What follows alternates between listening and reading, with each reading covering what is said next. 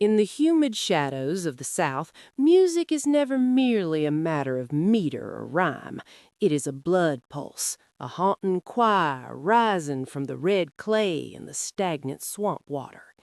These melodies are our true inheritance, carrying the weight of a century's grief and glory and the time it takes for a tallow candle to flicker and die.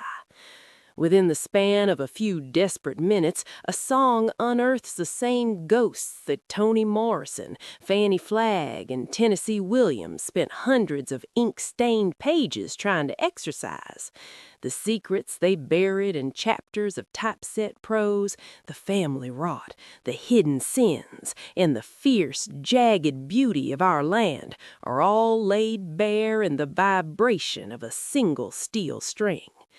The evening was a velvet curtain pulled tight across the throat of Hollywood, yet the woman standing in the center of that 1991 stage was made of something much older than celluloid.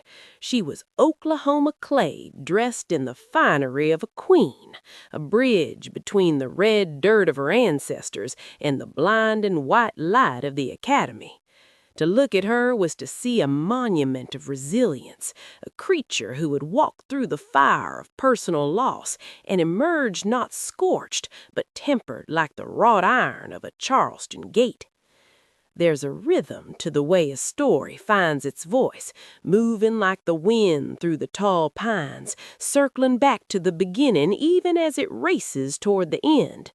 This story belonged to a man from the North, a poet named Shel Silverstein, who walked the dark and whimsical paths of the macabre.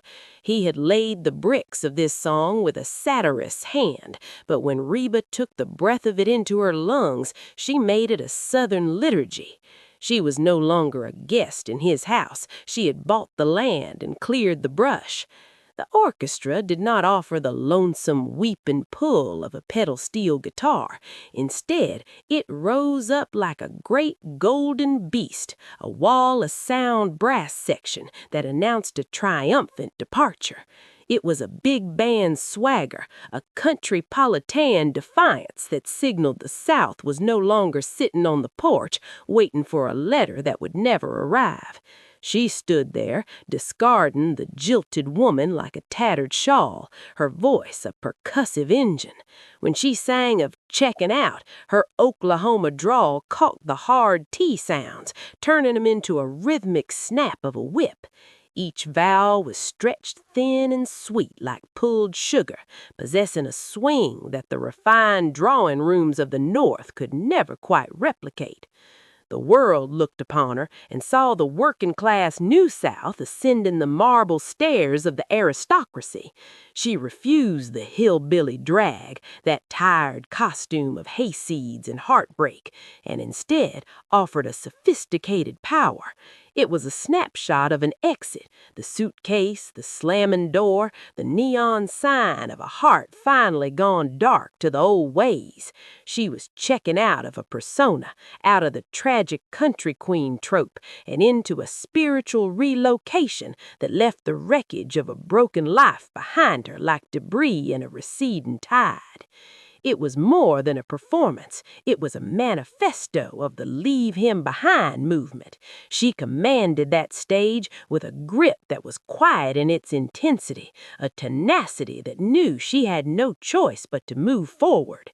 The song became a literal anthem of survival for those who understood that sometimes the only way to save yourself is to burn the bridge you just crossed. As the final notes of that triumphant brass faded into the rafters, she stood as the definitive narrator of her own life. Honey, don't you wear yourself thin over it. If you've a mind to hear that melody again, you'll find a path to it tucked right there in the description, just waiting for you to sit a spell and listen. Now, be a precious soul and tap that subscribe button for me. Give that little bell a ring so you don't miss a word, and leave a thumbs up if the spirit moves you. We're glad you stopped by, and we'll be keeping the porch light on for you. Y'all come back now, you hear?